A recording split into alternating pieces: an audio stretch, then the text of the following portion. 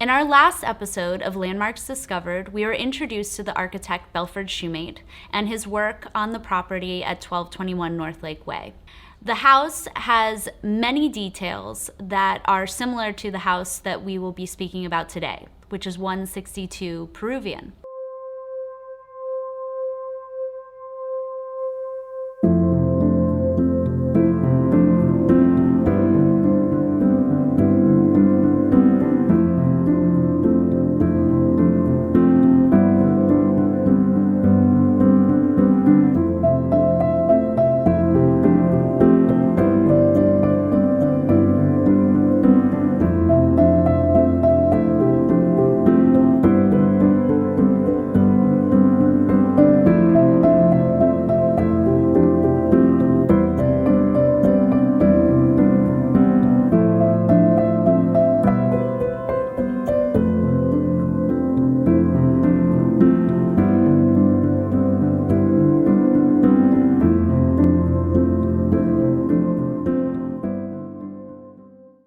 By the time he is working on 162 Peruvian, Belford Shoumate is officially a registered architect with the state of Florida. He has opened his own office in the town of Palm Beach, and he is living and working in Phipps Plaza. We believe that 162 Peruvian is his first commission under his own firm. We can really see Shoumate's personality start to come out.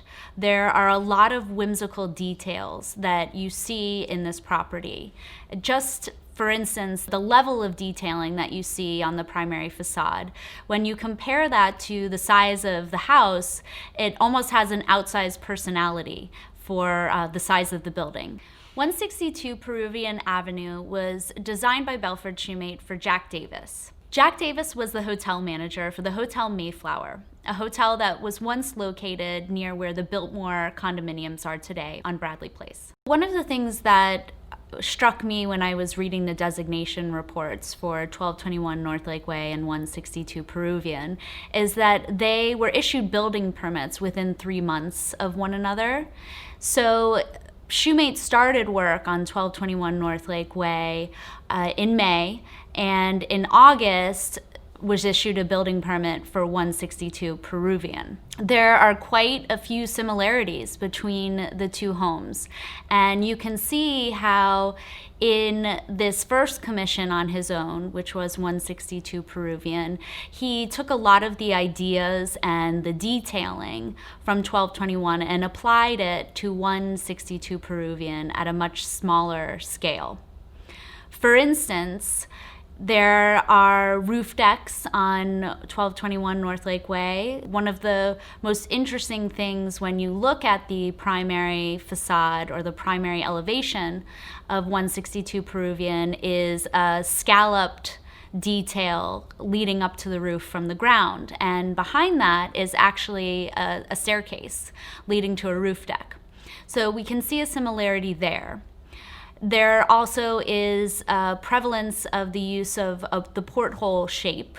You see it in windows in 1221, and actually in 162 Peruvian, there were portholes in the ceiling, in the living room and the family room, that actually opened to the sky and would allow natural light and air to flow through the building. Danielle Rollins recently restored 162 Peruvian, and we knew we had to talk to her about the incredible amount of research and effort that she put into that restoration. When you have an opportunity to do a house like this and you come in and realize that stripping things down, you can see the simplicity and the beauty in a project. And that's why I love Art Deco. There is really nothing wrong with it. It was a reaction to everything else that was going on in architecture, and it was a complete 180 from everything. So you really see how beautiful the design is. Things are stripped down, they're streamlined, and there's still a purpose to the flow of the home. This one particularly looked like a ship, and it had this long hallway, and you could start imagining that this is exactly what a steamliner would have looked like. There was a retractable porthole in this room that had the original blue depression glass, and I was expecting this pop-up porthole, and then when we came in, you could see where the top used to lift off, and this piece was such a focal point. And I thought, well, why would somebody put blue glass? Because when the light's in, it would make the room blue, but it's actually so cleverly done because it's in stripes. So the white shines through, the blue doesn't. It's really so pretty that's where I was first like, it has to be blue in here. And it had really beautiful maple floors that were laid end to end. They looked like they could have been in great shape. You couldn't really tell. And then all of the rooms have this beautiful plaster detailing that is just simple lines cut in that, again, make for a really pretty detailing. When you're working on an old home, you have all the materials you really need. Most of the time, they're there. And I want to keep things as green as possible, and to me that doesn't mean bringing in all kinds of new things. If you can reuse, repurpose, recycle the pieces that are in a home, it's still a green home because you're taking product that's there and reusing it and rehabbing it.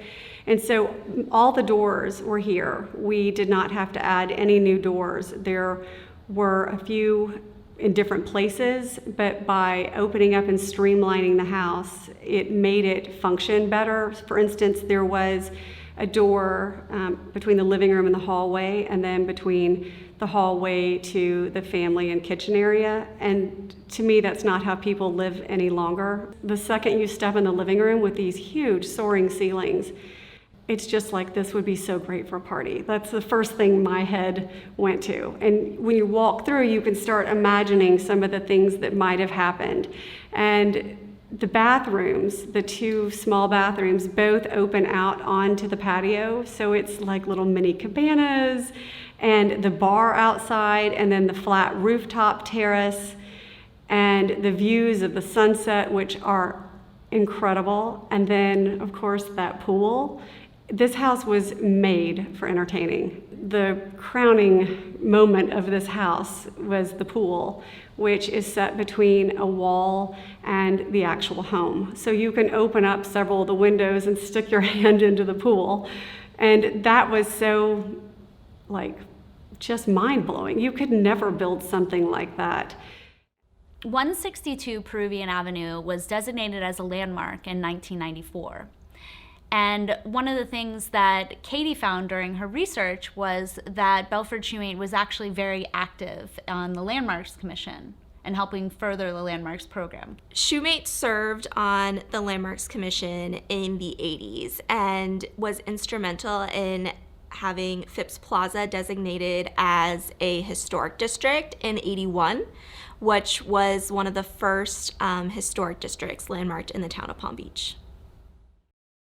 There's this great article in the newspaper where people used to go visit his studio, and he would have pieces from demolished estates just hanging in his studio that he would utilize in future commissions. He actually took the balconies from E.R. Bradley's beach club in Bradley Park and put them in his own Phipps Plaza home and utilized them there. And I think something that's interesting about that house you just referenced is, I'm sure there's probably another one, but off the top of my head, that is the only Mediterranean Revival style building that I know that he designed. It is interesting. He's definitely known more for his Art Deco and Bermuda style homes. The Preservation Foundation acquired the architectural collection of Belford Shoumate in 1993 as a donation from his sons. In starting Landmarks Discovered, we put a lot of thought into how we wanted to start the series, and we're very cognizant of the fact that it was an opportunity to shine a light on some of the lesser known architects in the town of Palm Beach and to share their work through the architectural collections of the foundation.